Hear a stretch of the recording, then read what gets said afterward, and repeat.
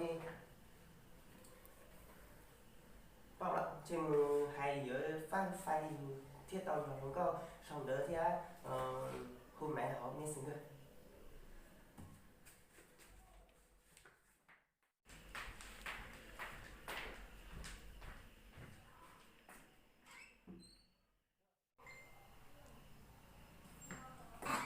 Tôi đi à? Rồi.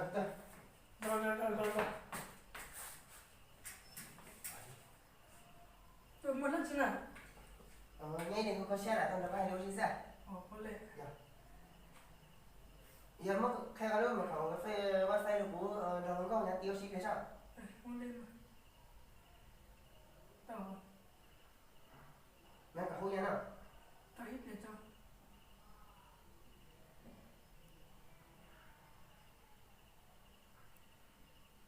Mẹ khu nhà này. Tao ít để cho. Tôi về nha. Tôi chưa có gì cũng tao phúc cho mặt tôi.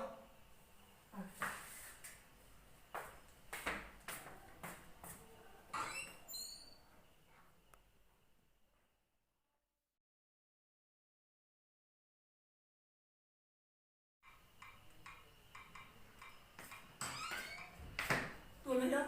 Dạ.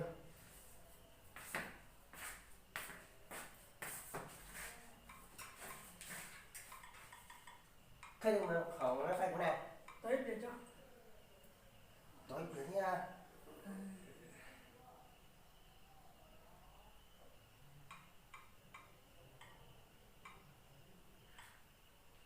Thế đúng không? Tao ít để cho.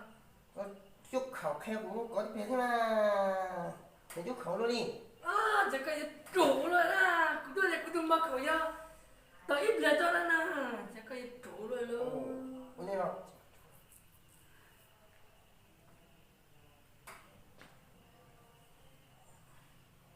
Đi sao tôi phải cũng nhớ là tao tiền rồi nó có hai đứa kia nữa nè. Ôi lên.